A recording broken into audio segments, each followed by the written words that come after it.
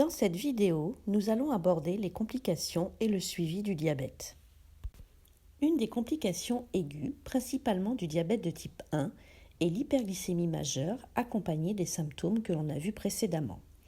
Ces symptômes traduisent une carence profonde en insuline avec apparition de corps cétoniques qui sont toxiques pour l'organisme et entraînent une acidité sanguine. C'est ce qu'on appelle l'acidocétose diabétique. C'est une urgence médicale qui nécessite souvent une hospitalisation. Aussi, dès que la glycémie est supérieure à 2,50 g par litre de sang, la personne diabétique doit rechercher la présence d'acétone dans le sang, appelée acétonémie. Dès que ce test est positif, un rajout d'insuline doit être réalisé en fonction d'un protocole qui lui aura été remis lors des premiers apprentissages. L'apparition de cette complication est secondaire majoritairement à la découverte de la maladie, mais apparaît également en cas d'oubli des injections d'insuline, d'apparition d'une infection ou toute autre maladie concomitante, ou en cas de prise de certains médicaments, comme les corticoïdes, sans adaptation du traitement insulinique. L'autre complication aiguë du diabète est l'hypoglycémie modérée ou sévère avec perte de connaissance. Afin de la prévenir, il est important d'en connaître les signes précurseurs. Une sensation de faim, une pâleur, une fatigue soudaine, des troubles du comportement comme la nervosité, des vertiges et une transpiration abondante.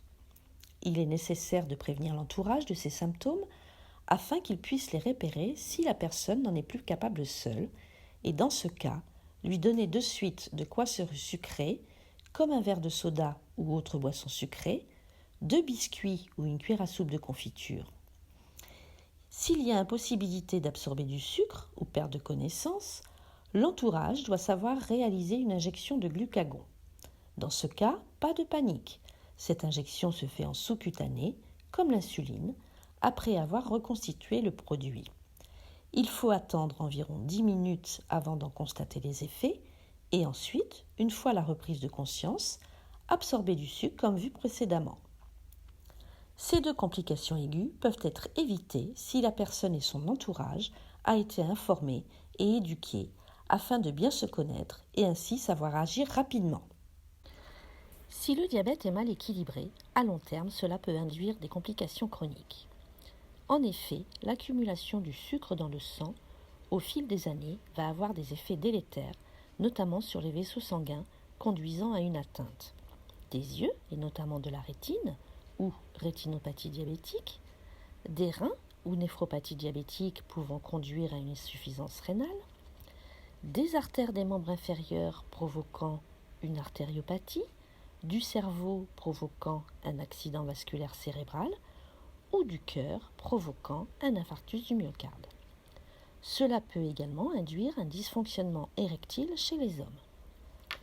L'accumulation de sucre sur les nerfs périphériques peut aussi provoquer une perte de sensibilité au niveau des pieds, appelée neuropathie, et entraînant des plaies parfois infectées. Enfin, des infections dentaires fréquentes qui, avec le temps, entraînent une maladie parodontale qui est la destruction progressive des gencives et des os, qui sont les tissus de soutien des dents. D'où l'intérêt d'un bon équilibre glycémique et d'un suivi médical régulier.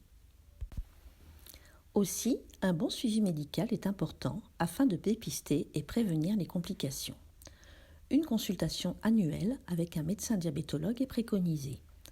Une hémoglobine glyquée trimestrielle permettra d'évaluer l'équilibre glycémique.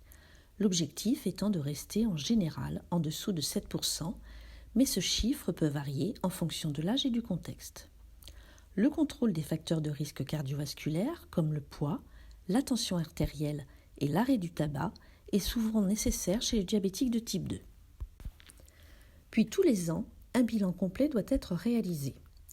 Une consultation ophtalmologique avec un fond d'œil, éventuellement tous les 2 ans si le diabète est récent, bien équilibré et avec une hypertension artérielle contrôlée, une consultation cardiologique, la réalisation d'un score calcique, c'est un examen simple à réaliser, un scanner sans injection qui permet de prédire le risque cardiovasculaire et de savoir s'il est nécessaire de faire des examens plus poussés.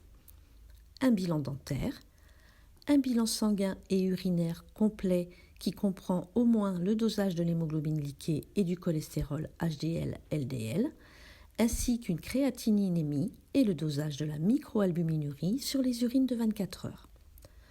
Enfin, si le diabète est ancien et mal équilibré, le dépistage d'une neuropathie diabétique est nécessaire avec la prise en charge de soins podologiques chez un pédicure-podologue selon le grade de risque évalué par le médecin.